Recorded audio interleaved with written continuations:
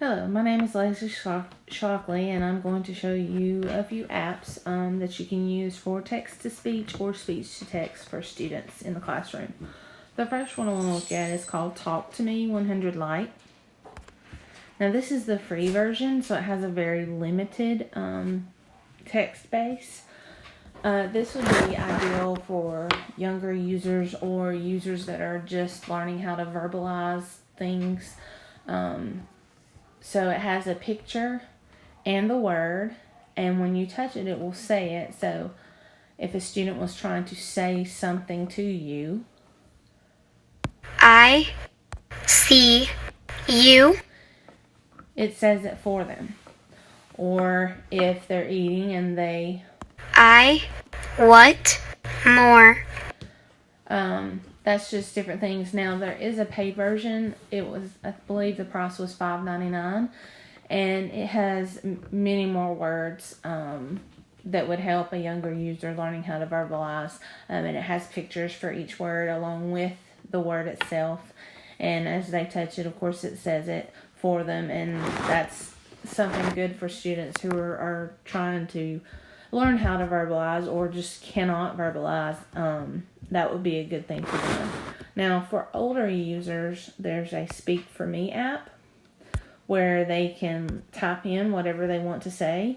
So, if they wanted to say, I have a question, and they're unable to verbalize that, they type it in and hit I have a question. And it says it for them.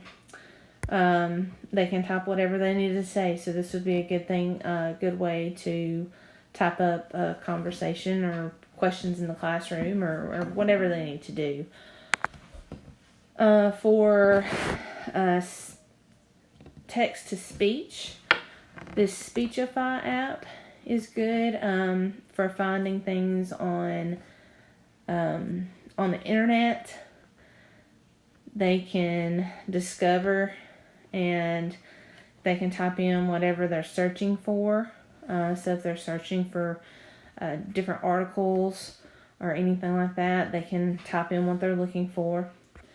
When you touch the import from Safari, One of the most powerful features in Speechify is the ability to share links into Speechify. It goes directly to a user how to import links from Safari into Speechify. So that's very helpful for new users. When we cancel that, we see our library. Rather than trying to simplify information. Sorry. I had downloaded this article, and it's using video content to amplify learning. And that was just something that I was curious about myself. Teachers are always striving to show more and tell less when introducing students to new information, concepts, and skills. Now, it highlights the words as it goes, so that helps the reader to follow along. And the speed can be changed. It can be slower, or we can speed it up. Education researcher Pauline Gibbons tells us, rather than trying to simplify information, amplifying the curriculum. And the student can find what's best for them and how they can follow along.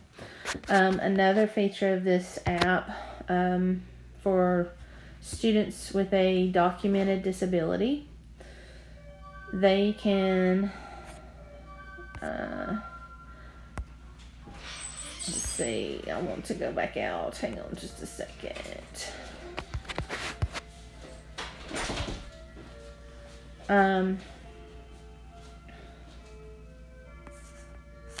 Well, and again, it takes a little bit to get used to. There's the Discover app. But they can click books. In this Bookshare program that you see, it says Bookshare Sign In. Bookshare has a website, and you can register a school, you can register a student, but they do have to have a documented case. And as long as you have the documented case on file, then they can use it for free, and they can get lots of titles. I looked through, And they have some of the most popular. Of course, I remember having to read To Kill a Mockingbird when in school. I can remember there's several in here, Great Expectations. But this would be good for kids who do have a disability. They would be able to download this for free, and then this app would allow for the book to be read to them, and the words are highlighted as they go. Now, I obviously do not have a documented case, so I couldn't sign in, but I do have an app that I use for one of the textbooks, because I do have a hard time staying focused and actually understanding what I'm reading. And it's the Chegg e-reader. And Chegg is a book company where you can get a lot of textbooks from, especially, at the college level. You can get some for a high school level as well. But I bought a book for one of my classes, and this helps me because I can listen to it and follow along. And it Various features of action research that define what it is and what it is not. Describe import. And you can change the speed. You can change the voices. Reasons for using action research in educational settings. List, in order, the four stages, and the specific steps of the...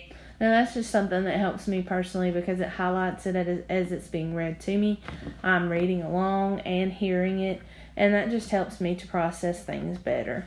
So those are just a few of the mini apps that are available through I have an Apple iPad, so that's through iPad. I'm sure there's Android apps as well, but that's just a few of the apps that I found to use for this project. Thank you.